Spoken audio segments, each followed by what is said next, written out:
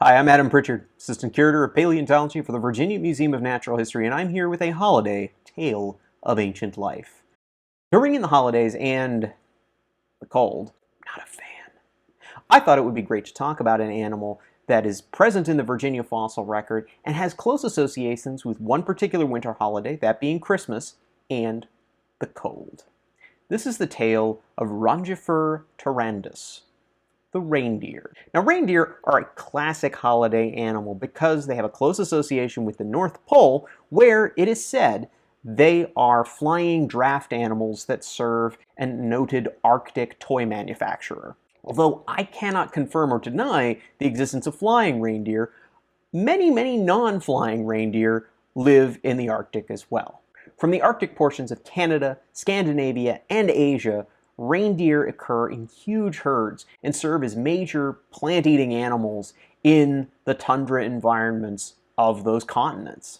And part of the reasons reindeer are so successful in those environments is because they have adaptations to deal with a cold environment. There's specialized blood vessels in their skin that help them restrict the loss of heat.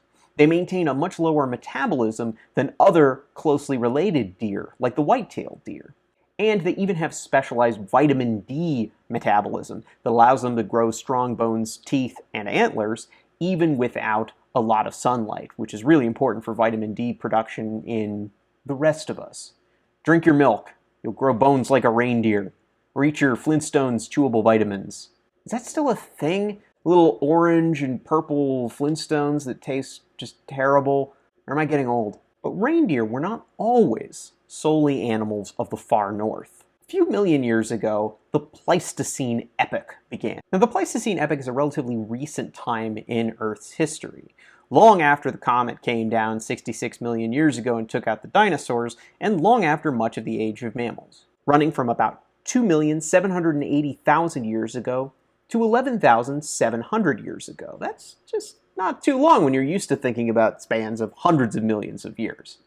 And the Pleistocene is the time of the Ice Age, which wasn't just one period of very cold time. It was actually multiple periods of cold that lasted for millions of years throughout this time.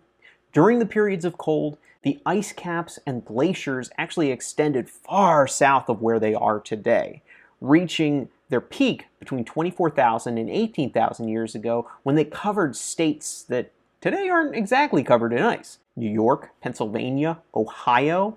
They didn't reach as far south of Virginia, but the cold Arctic winds and just the colder climate overall definitely made this a very different environment. And a different environment invites different species with different adaptations than we have today.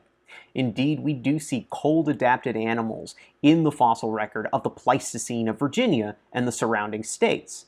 Animals like the muskox, today present and still alive, but restricted to the far north. And that classic of the cold mammalian fossil record, the woolly mammoth.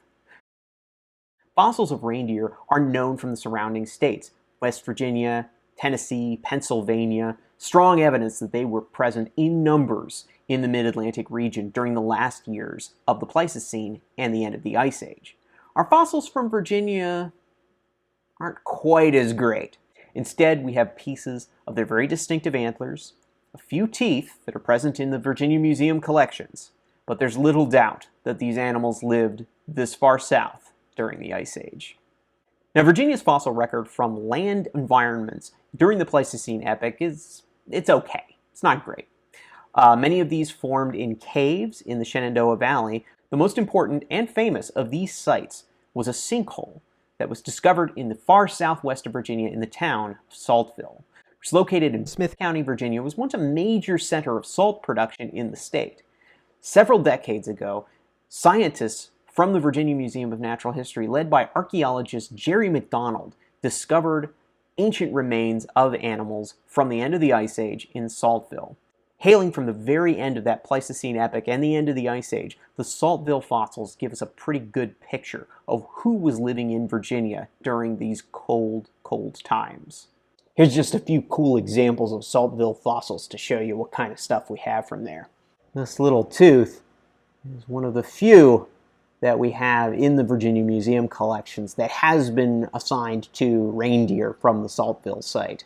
This small tooth with lots of little ridges on it is part of a mastodon molar.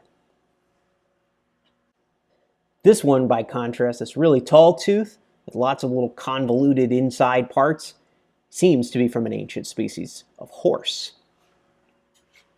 And probably the most common of the teeth are things that look like this, big letter B's, and those belong to ancient muskox. Examples of animals from Saltville include giant short-faced bears, lots of tiny vertebrates ranging from garter snakes to hellbenders to tiny shrews and rodents. A giant rodent, the giant beaver Castoroides, which used to be the size of a black bear, yeah, that was a thing. A ton of other species that deserve their own long-winded stories that I won't get into today. And of course, the reindeer. I can imagine a snowy grassland landscape during the Pleistocene, with reindeer herds just dashing, dancing, and prancing all over the place. Now, male reindeer often use their antlers as part of ritual combat to attract who they perceive as the vixens among the female reindeer. And once that ritual combat is done, Cupid's arrow strikes these reindeer and they go off and make little reindeer. One of the most important animals that we have records of from Saltville are humans. We don't have actual skeletal specimens of humans that have been discovered from the fossil sites at Saltville, but there's pretty good evidence that they were here, based on material of some of these ancient animals that appear to have been cut and then cooked by ancient humans. There's no question that they were present and a major component of the environments of the Mid-Atlantic region during the end of the Ice Age. Organisms around the world have adaptations to help them survive in their environment. Can you survive in the heat? Are you better off in the cold? Can you adapt to a low amount of water, a lower amount of food? We definitely see in the fossil record that as the climate and the environment changes, animals change as well. Now, the range of animals is also a big part of that. As I talked about earlier, the increasing warmth of the climate and the shift of cold environments further north seems to have resulted in a shift for a lot of cold-adapted animals, like muskoxen and reindeer. They potentially would have been blitzing up there into those cold environments to stay safe. If in the ancient past those animals weren't able to travel into the cold environments, they might have gone extinct and we wouldn't have muskoxen and reindeer today. Today we have this association with reindeer and the high Arctic because they live up in that area.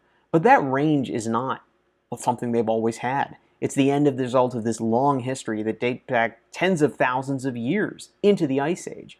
When the world was colder, cold-adapted animals like the reindeer, the muskox, the woolly mammoth could live much farther south, including in Virginia. And the world continues to change today. The climate is changing, and it's extremely important for scientists to understand both how plants and animals changed in the past due to those kinds of changes, and also how they're beginning to change right now. Because only with that kind of knowledge can we help preserve the amazing creatures that we have in the world today for future generations.